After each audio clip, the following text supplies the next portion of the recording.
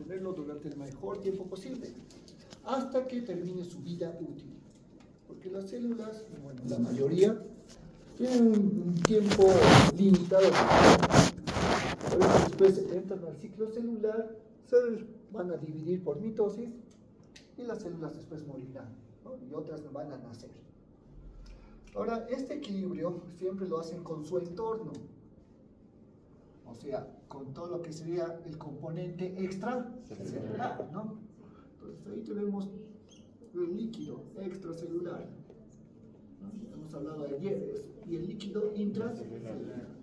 Ambos líquidos están separados por una interfaz, la membrana celular, ¿no? Que tiene, ya sabemos, la estructura de la membrana celular. Espero que sepan, ¿no? La estructura molecular, los 3 tipos de moléculas que conforman la membrana. ¿Cuáles son las 3 moléculas, por cierto? Fosfolípidos, ¿qué más? Proteínas, sí. Vocales, varilla. Esos componentes celulares van a permitir especialmente las funciones de transporte de membrana. Transporte activo, transporte pasivo. Ahora, se van a transportar tanto solutos como solventes. Si hablamos de solutos, moléculas, iones, ¿no? Electrolitos, nutrientes. Van a entrar principalmente nutrientes y se van a eliminar desechos celulares. Se van a eliminar productos de síntesis, ¿no? Secreciones, hormonas, ¿no? Proteínas. Ahora, si hablamos del solvente, el agua del líquido extracelular y el agua del líquido intracelular, el citosol. Entonces, el agua se va a mover también, gracias al gradiente de concentración, ¿no? Hemos dicho que dentro de la célula hay solutos, ¿no? Hay proteínas, hay electrolitos, y entre los electrolitos hay uno que es el principal del líquido intracelular, el potasio. Hay mucha concentración de potasio intracelular. En cambio, en el líquido extracelular, la concentración de electrolitos es mayor de sodio. Así forman un equilibrio hidroelectrolítico. Bien, y ese es el balance. Esa es la homeostasis hidroelectrolítica, solamente hablando de esos 2 componentes. Ahora, las células, si pongo esto que sería la membrana celular, ¿no? Extracelular, intracelular. Las células tienen organelas. ¿Cuál es la principal organela? Levante la mano. ¿Por qué? Porque produce la moneda de intercambio, que es el ATP, energía útil para nuestro cuerpo, para realizar procesos como Muy bien. anabolismo, catabolismo. Ahora, esa es la función del ATP, perfecto. Aparte, las mitocondrias tienen otra función: respiración celular. ¿Su apellido es?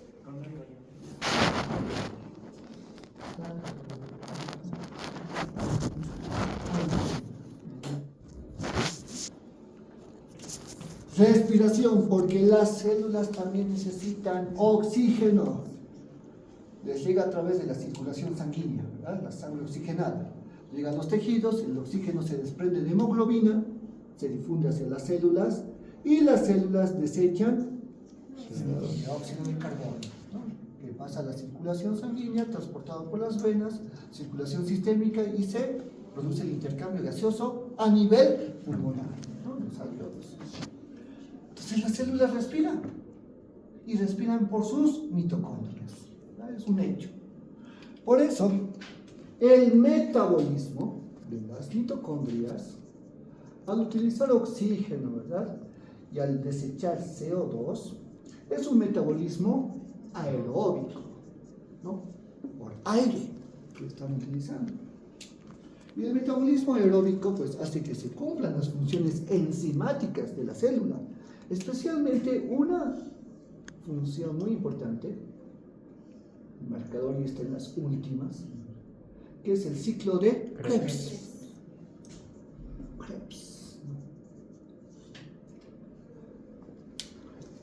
Ahora este ciclo ¿no? Este es un metabolismo aeróbico, llamada también glucólisis aeróbica, porque utiliza un sustrato importante, glucosa. Ahora yo les pregunto, ¿quién levanta la mano? ¿Cómo se forma la glucosa? ¿Cómo? Es un sacárido, ¿verdad? Es un azúcar. ¿Cómo se forma esta glucosa?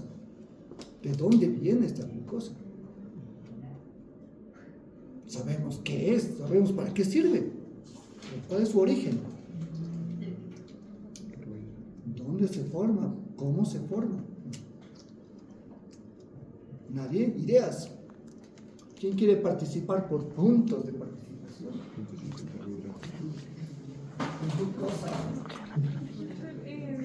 ¿Quién quiere levantar la mano? En sus barbijos no veo quién habla.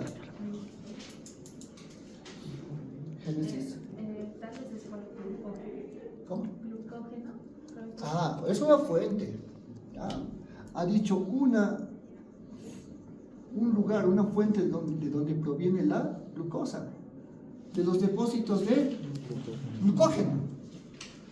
O sea, toda célula que recibe glucosa utiliza lo necesario para su metabolismo y guarda lo restante.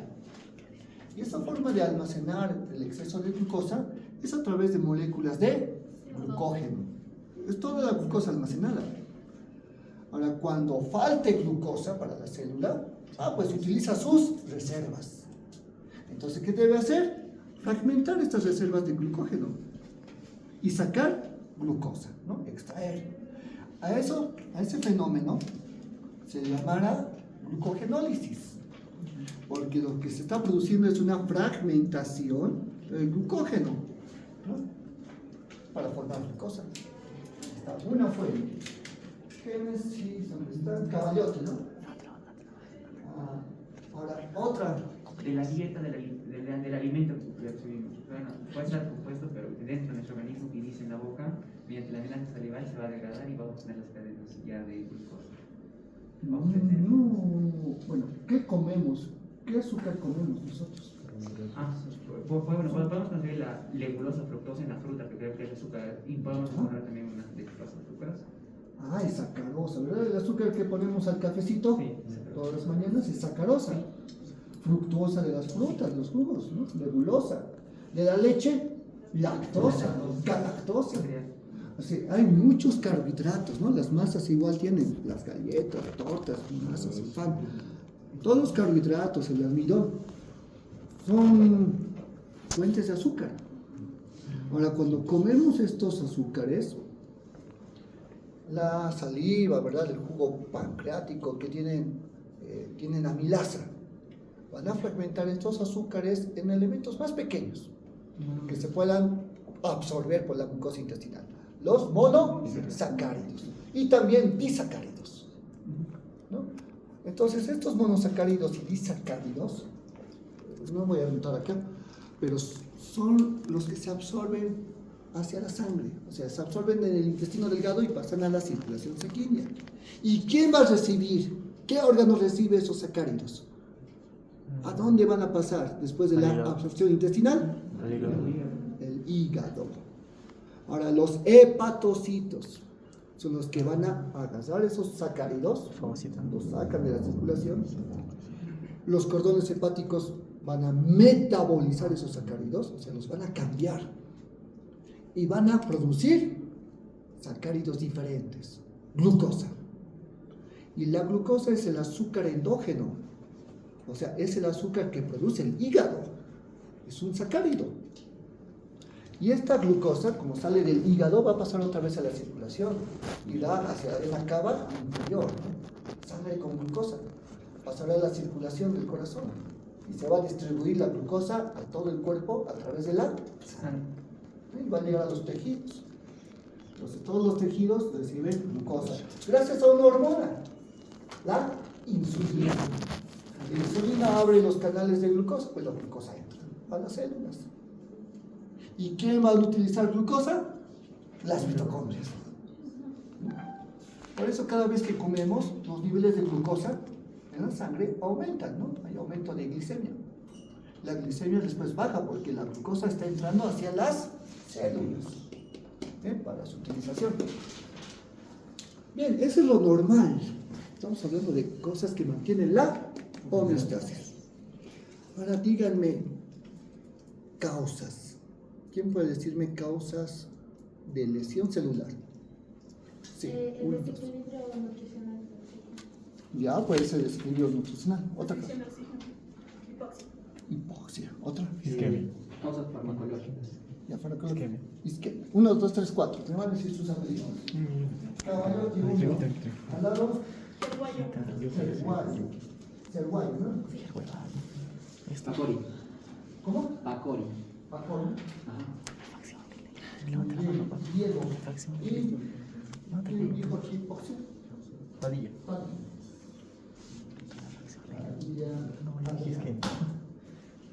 Entre todas esas causas, están en la presentación en el libro que les pasé, las principales, las más comunes, serán la hipoxia y la isquemia. Las más importantes, las más comunes entre todas. Ahora definimos hipoxia como una disminución del aporte de oxígeno, ¿verdad? Hacia las células. Puede ser por hipoxemia, o sea, por la disminución de concentración de oxígeno en sangre, ¿no? Emia. Ahora, cuando hay esa disminución de oxígeno, son las mitocondrias las primeras organelas en sufrir la hipoxia, porque necesitan oxígeno para la glucólisis. Ahora, ¿qué es isquemia? Sí. Muy bien, es una disminución del flujo sanguíneo. Y van a leer en el libro de Robbins, en algunas partes te dicen, isquemia es la disminución del flujo de sangre. Y en otra página dice, isquemia es la ausencia del flujo sanguíneo. Entonces uno se confunde, o es la disminución o es la ausencia. Es ambos. Porque la isquemia se mide en grados. Leve, moderado y severo. ¿No? Cuando es isquemia leve, pues hay una disminución de oxígeno. Leve. Moderada, pues mayor disminución de oxígeno. Pero ya una isquemia severa, no de oxígeno, de sangre. Una isquemia severa será una falta completa, total de sangre, de irrigación hacia los tejidos. Bien, entonces hay que saber qué grado de isquemia es.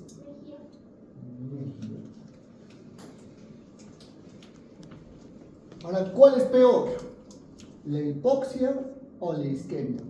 ¿Y por qué? Yo pienso que es la isquemia, porque si es que vas a dejar sin sangre, sin nutrientes, y es prolongado, puedes crear necrosis o muerte. Perfecto. En la hipoxia solamente va a faltar oxígeno, pero en la isquemia va a faltar tanto oxígeno como nutrientes hacia los tejidos. ¿Padilla? Condori Bañón. Pero Condori, voy a conocer bien, Anton. Con mayor participación hay, ¿no? Voy a conocer bien sus nombres. Igual, si hay isquemia, si hay hipoxia, va a haber daño mitocondrial. Y es la primera organela que va a tener los efectos de la lesión celular. ¿Bien? Ahora sabemos que por el ciclo de Krebs, la mitocondria utiliza una molécula de glucosa para generar ATP, adenosintrifosfato. Con este proceso, pues va desechando dióxido de carbono, ¿verdad? Ahora, ¿cuántas moléculas de ATP aproximadamente producen? 36. Sí, aproximadamente, casi más, menos 2, pero son 36 moléculas de ATP. Desde los 2 piruvatos que entran a ciclos, los 36. Exacto, porque una glucosa es así, ¿no? Es una hexosa. Y cuando, como tiene 6 carbonos, 1, 2, 3, 4, 5, 6, se parten dos piruvatos, ¿no? Mitad, mitad. Y así estos 2 piruvatos pasan al ciclo de Krebs al mismo tiempo. Entonces, forman 36 moléculas. ¿Apellido? Aguilar. Aguilar. Y bien, Eso es lo normal. Ahora, ¿para qué tipos de actividades utiliza la célula del ATP? Energía para la abertura de membrana de las proteínas. Ya, proteínas de transporte, ¿no? Sí. ¿Activo o pasivo? Activo. Es transporte activo, porque utiliza justamente energía del ATP. Y cualquier tipo de metabolismo, de movimiento de la célula, inclusive el movimiento intracelular, el transporte de vesículas, ¿no? Y proteínas motoras necesitan ATP. La polimerización del citoesqueleto necesita ATP. Entonces, hay muchos mecanismos, incluso pues la duplicación del ADN necesita ATP. Para transportar también la polimerasa o creo que... La polimerasa, ¿verdad? En la que es la replicación del ADN, en lo que es la transcripción genética, necesita energía. Todo lo que es la célula es como una fábrica y la energía, como la energía eléctrica, es el ATP. Bien, entonces lo necesita para su metabolismo activo, metabolismo energético. Ahora, si hablamos justamente de la membrana celular, recuerden que hay una proteína de transporte activo que utiliza ATP, una molécula de energía para movilizar electrolitos en contragradiente de concentración. Es la bomba de sodio, potasio. ¿Quién levanta la mano y me dice cuántos electrolitos de sodio y potasio mueven? A lo que sé es, salen dos potasios y entran 3 sodios. No. Es. Entonces, eso tampoco me he dicho lo mismo. 3 potasios salen 2 sodios. No. Entran 3 potasios, salen 2 sodios. Pucha, no. A ver, Sale usted. potasio. No. Era al revés, salen 3 sodios y entran 2. Sí. Se están confundiendo en el número o en la dirección.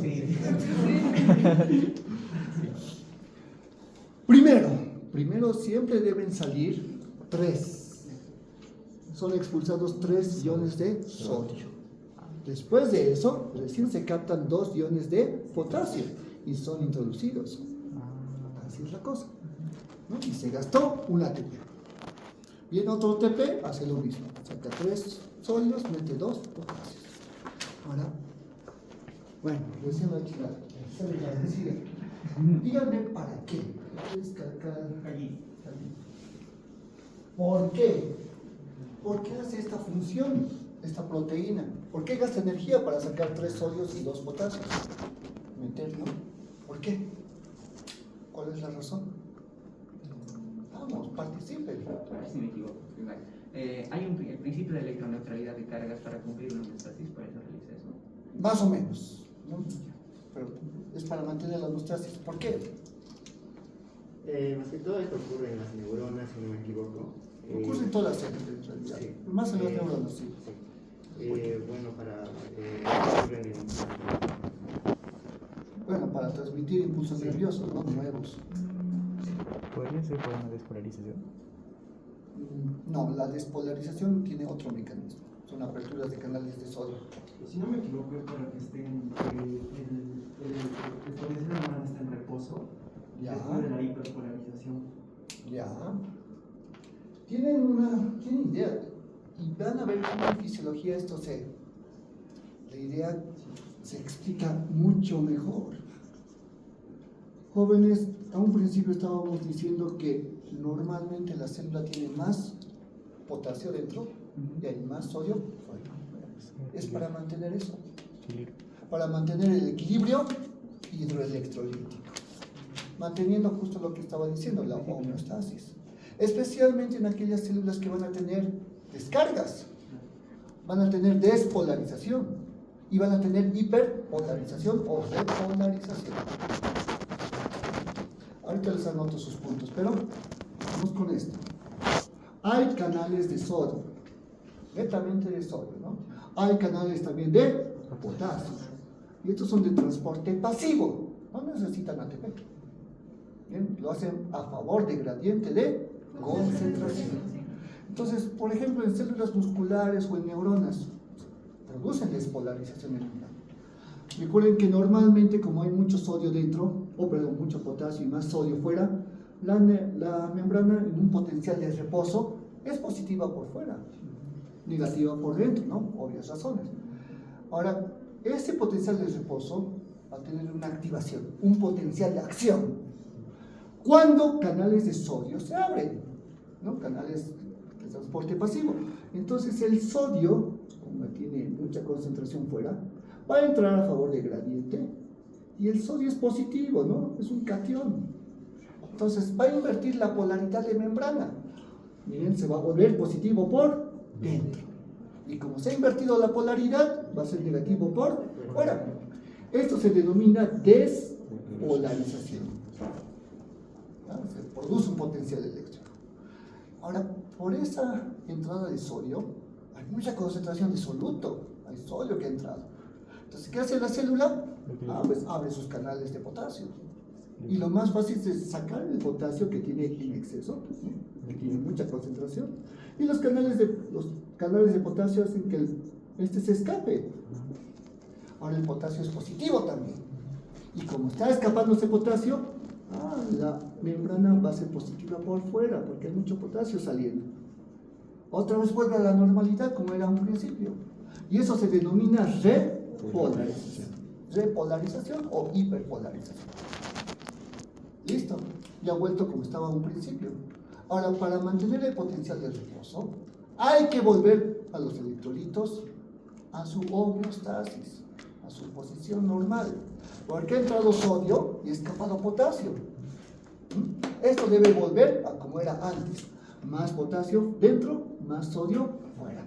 Y es por eso que se utiliza esta bomba de sodio y potasio. Entonces, esos sodios que han ingresado, extras, se deben sacar. 3 sodios salen. Y esos potasios que se han escapado deben volver a la célula. Entran 2 potasios. Y se gasta un ATP. Y así se mantiene la homeostasis, el potencial de reposo. Normal. ¿Entendido? Sí. Sí. Bueno, pues es fisiología. La van a volver a ver cuando lleven farmacocinética. Van a llevar farmacocinética, van a llevar biología molecular, celular en este semestre. Eso es esencial. Cuando lleven cardiología, neurología, otra vez van a volver a esta base. Ahora, si hay falta de oxígeno y falta de nutrientes como la glucosa, ¿qué va a suceder con la mitocondria? Si no hay glucosa ni oxígeno suficientes. Autofagia. No, todavía no. La autofagia sucede más que todo en la atrofia. Es un tipo de lesión. Va a tener un daño celular. Todavía están adelantando ya la consecuencia final. El metabolismo cambia. A falta de oxígeno, a hipoxia, el metabolismo en vez de ser aeróbico va a ser anaeróbico. Sin, ¿no? Aire. Este metabolismo anaeróbico, bueno, va a producir glucólisis por otras vías, ya no por el ciclo de Krebs normal, sino por un ciclo donde se van a formar apenas 4 moléculas de ATP, ya no las 36 normales. Y con la falta de oxígeno, el oxígeno, aquí es lo importante, pues esta glucólisis va a generar un producto de desecho llamado ácido láctico. Un producto de desecho producido por la glucólisis anaeróbica. Y apenas, miren, apenas se está produciendo 4 ATP. Ahora, es lo único que puede hacer la mitocondria bajo esas condiciones de hipoxia o isquemia. Bien, tiene que seguir trabajando, pero esto es lo que va a causar mayor lesión dentro de la célula.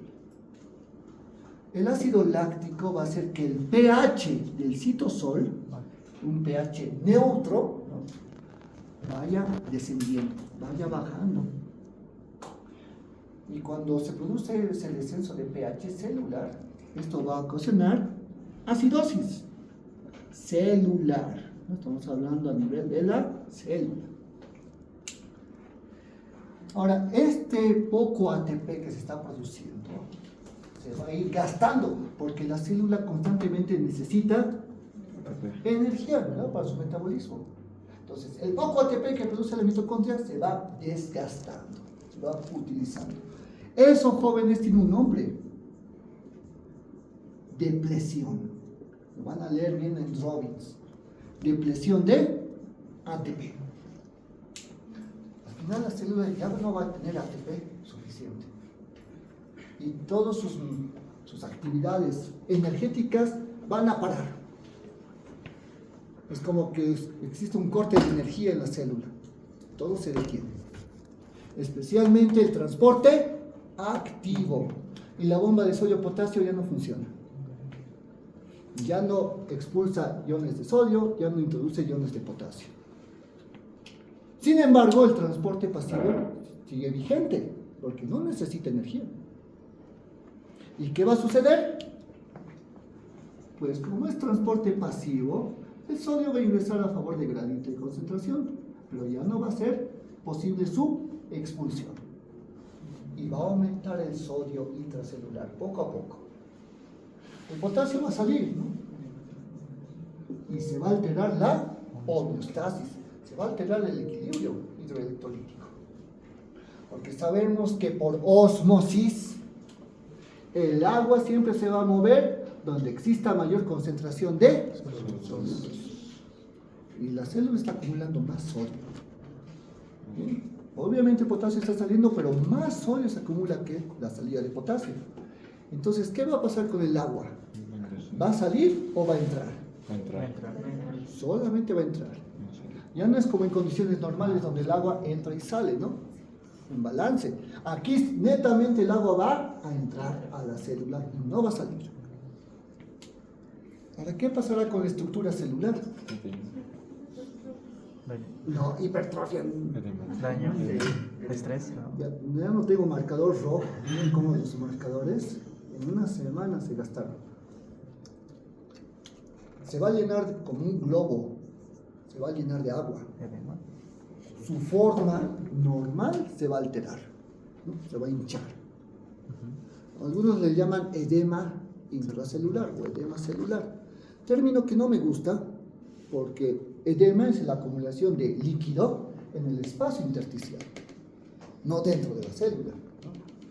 Entonces hay otro nombre más bonito, más técnico para denominar este ingreso de agua. ¿Alguien sabe? ¿Quién ha dicho eso? Muy bien. Tumefacción celular. Acuérdense de esto, ¿no? No tembló. ¿Apellido?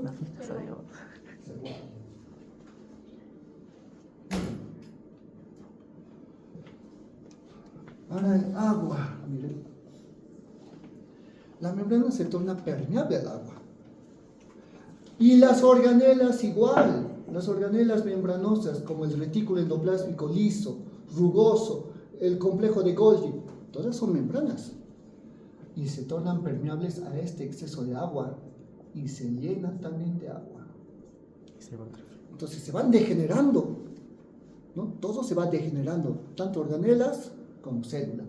También esto, por esa razón, se le denomina degeneración hidrópica, porque es a consecuencia del agua. Hidro.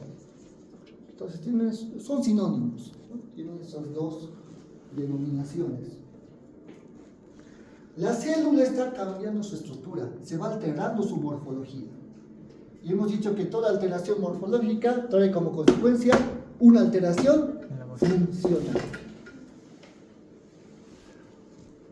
¿Para qué sirve el retículo endoplásmico liso? ¿Cuál es la función? Peroxisomas, ¿no? Peroxisomas. ¿Peroxisomas? Sí, para evitar la acidificación celular. Ya, eso sí, los peroxisomas van captando iones de hidrógeno, ¿no? Hidrogeniones. ¿Algo más del retículo endoplásmico liso? Usted me dice el rugoso. Sí, liso. ¿Usted de liso? ¿No sabe? Liso, digamos. Síntesis lipídica. Síntesis de lípidos, síntesis de carbohidratos, síntesis de hormonas esteroideas y desintoxicación, Celular. ¿no? especialmente el alcohol. Ya lo digo. ¿Ya lo he dicho todo? Yo le he dicho todo. El rugoso de ¿El rugoso? síntesis proteica. Síntesis de proteínas, ¿no? Principalmente el retículo endoplástico rugoso, con los ribosomas Concentración de ribosoma. producen las proteínas, ¿no? Fabrican proteínas. Si todas estas organelas se están hinchando de agua, la síntesis, principalmente de carbohidratos, lípidos, de proteínas, todo empieza a caer, todo empieza a bajar. Entonces, hay una insuficiencia en la célula. Ahora, esa insuficiencia se va a marcar más que todo por la acidosis celular, por la acumulación de este ácido láctico. Directamente, el descenso de pH del citosol provoca desprendimiento de ribosomas. ¿Dónde están los ribosomas? Adheridos Retículo endoplástico rugoso. en el retículo endoplásmico rugoso. Van a caerse los ribosomas, como si cayeran moscas, así, todos se van a desprender por la acidosis. Entonces aquí se corta la síntesis de proteínas. ¿Bien? Todo es una acción que conlleva a una reacción.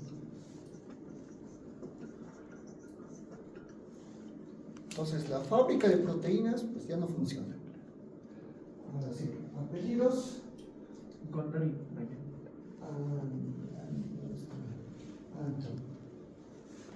Y me he dicho algo más. Ya les han notado, ¿no? Retículo endoplásmico rugoso También dije eso. y liso. También dije eso. No, ¿quién me dijo síntesis? Peroxisomas, ¿verdad? Aguilar. Sí. Que todo tiene que. Si no me acuerdo, díganme, doctor, he dicho esto. Ahora, el citoesqueleto. ¿De qué está formado el citoesqueleto? ¿Cuál sería la molécula base del citoesqueleto que forma filamentos? Los microtúbulos. Esos son tipos de filamentos. Pero la molécula base, hablo de molécula. Si son proteínas, si son carbohidratos, si son lípidos, son proteínas. Todo el citoesqueleto es proteico. Y todas esas proteínas nacen por síntesis proteica. Hay proteínas, hablamos de proteínas del citoesqueleto, como la actina, la que va a formar filamentos delgados o microfilamentos, ¿no? De actina. Hay la desmina, la bimentina, la tonoqueratina y la citoqueratina, van a formar filamentos intermedios. Y para formar microtúbulos, ¿no? Filamentos gruesos, están las tubulinas, ina, ¿no? Proteína. Y estos son los filamentos gruesos. Todo se va a parar. Ya no va a haber síntesis de ninguna de estas proteínas. Por lo cual todos los filamentos del citoesqueleto se detienen. Ya no se fabrican más. Más al contrario, el citoesqueleto empieza a colapsar, porque como la célula se está hinchando, ya no hay una sujeción, ya no hay un armazón estable. Y esto afecta principalmente a la membrana celular, porque la membrana celular tiene un contorno, ¿verdad?, formado por filamentos delgados de actina, y como ya no hay actina que se esté produciendo, empiezan a haber vesículas, como si fuesen burbujas, y la membrana celular empieza a distorsionarse, se empieza a deformar con estas vesículas de membrana. Van a buscar en el libro, ahí está el dibujito. Bien, ¿qué más? Ahora pasamos con todas estas lesiones. Sí, dígame. El citoesqueleto también ayuda a lo que es a la división celular. Sí, por la formación del uso mitótico, ¿verdad? Ajá. Y entonces en ese caso, si está ocurriendo eso, ya no se daría esa reacción. Ya no hay división celular por mitosis. Recuerden que hay una interfase y una mitosis. Y generalmente, pues, cuando comienza la mitosis, comienza en la fase S. ¿no? Por la síntesis de ADN. No va a ocurrir mitosis en una célula de este tipo, ¿no? Con este tipo de alteraciones, ¿no? Entonces, se altera también la división, ¿no? Ahora, hasta acá son son signos de lesión reversible de la célula. ¿Bien? Todavía se puede recuperar la célula si la causa de la lesión desaparece, o sea, la hipoxia o la isquemia se subsana. La célula se va a recuperar en unos días hasta recuperar su homeostasis. Pero si las cosas continúan, si la lesión es más grave o sigue siendo progresiva, ahora viene otro efecto, peor. Y tiene que ver con el calcio. Calcio. ¿Qué organelas de la célula normalmente almacenan calcio? Levanten la mano, quien sepa. Vamos, el otro grupo, el B, era más activo. El RER. No. El RER. retículo endoplásmico liso. Almacena una gran cantidad de calcio. ¿Y otra organela? La mitocondria. La mitocondria. Querido Padilla, ¿no? Ahora, la mitocondria tiene daño mitocondrial. El pobre retículo endoplásmico liso está con degeneración hidrópica. Entonces su membrana se torna tan permeable que empieza a dejar escapar calcio al citosol. Ahora, otra fuente de calcio es el calcio extracelular. Normalmente ingresa a partir de canales de calcio, pero como está tan permeable la membrana, tan dañada, el calcio empieza a ingresar libremente hacia el citosol. Entonces, esto es por aumento de la permeabilidad de membrana. Ya no es selectiva, ya se perdió esa selectividad. Está ingresando a sus anchas el calcio. Ahora, este calcio acumulado en el citosol se vuelve tóxico para la célula. ¿Bien? Y esto es lo peor, por una razón. Porque ese aumento de calcio hace que unas enzimas que están dentro de los lisosomas se vayan a activar. Los lisosomas son organelas que contienen proteínas enzimáticas, ¿no? Hay más de 40 tipos de proteínas, de enzimas. Y estas enzimas se denominan hidrolíticas, así todas en general. Hay lipasas, hay fosfolipasas, endonucleasas, colagenasas, hay mucha cantidad de enzimas. Todas estas se activan gracias a la acidez. Y ya que el citoplasma está muy ácido, esa acidez va activando a estas enzimas más de lo normal. Ahora, el calcio, el exceso de calcio, hace que estos lisosomas empiecen a reventar. Y hay un estallido lisosomal dentro de la célula. Como globos, pum, pum, van reventando y esos van liberando estas enzimas destructivas directamente al citosol. Y si ocurre eso, la lesión reversible ya se torna irreversible, ¿no? Ya no va a haber recuperación de la célula. Ahora yo les pregunto, de tantas enzimas, hay 3 principales que van a causar la muerte de la célula por necrosis. ¿Cuáles serán esas enzimas? La proteasa, la endocrinasa y la proteasas. Muy bien, varios tipos de proteasas. ¿Otra, me dijo? Endocrinasas.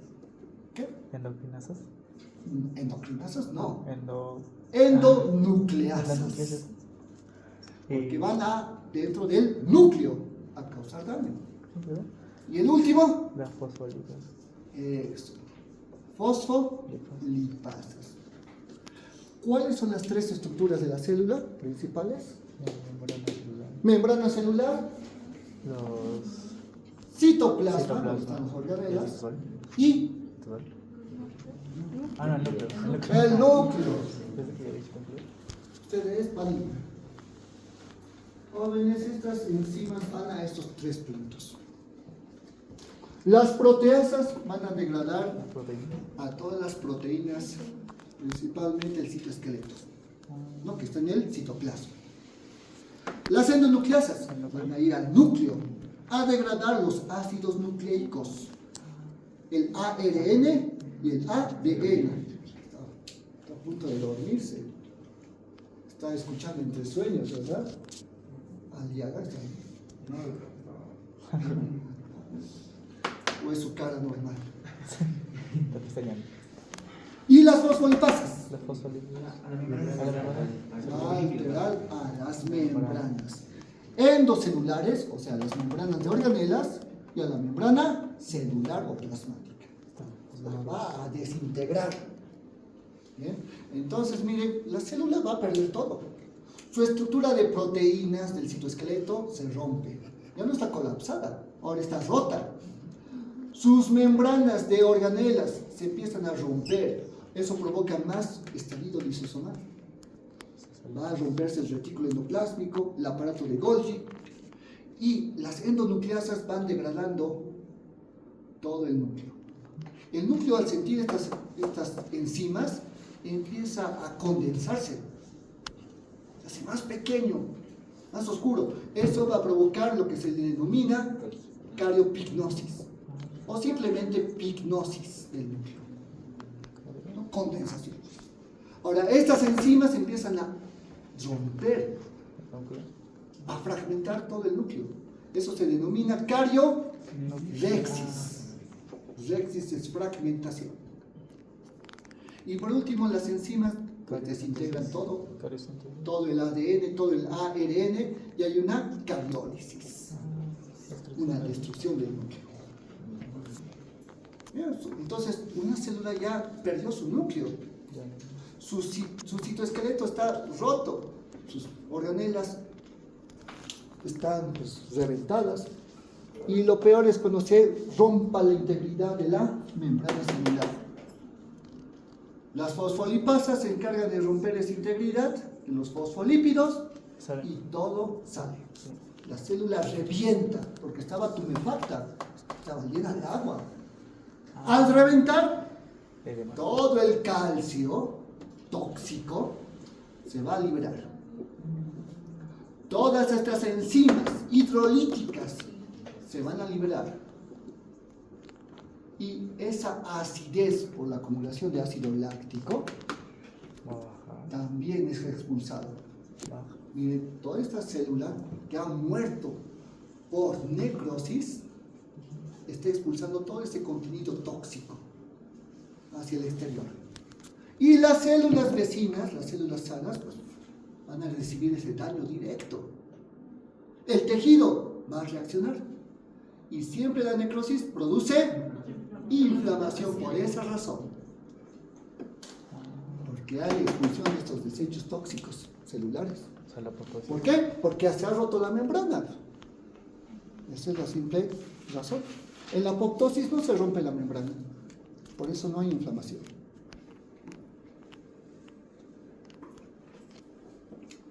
Hemos llegado con la patogenia, ¿no? A explicar todos los eventos en orden, ¿no? Una cosa lleva a la otra. Y así como una reacción en cadena hasta llegar a la lesión irreversible y la muerte celular, ¿no? Por necrosis. Entonces, en el libro van a leer. Van a notar que en el libro te habla de lesión celular, pasa a reversible, irreversible, que pasa después a otras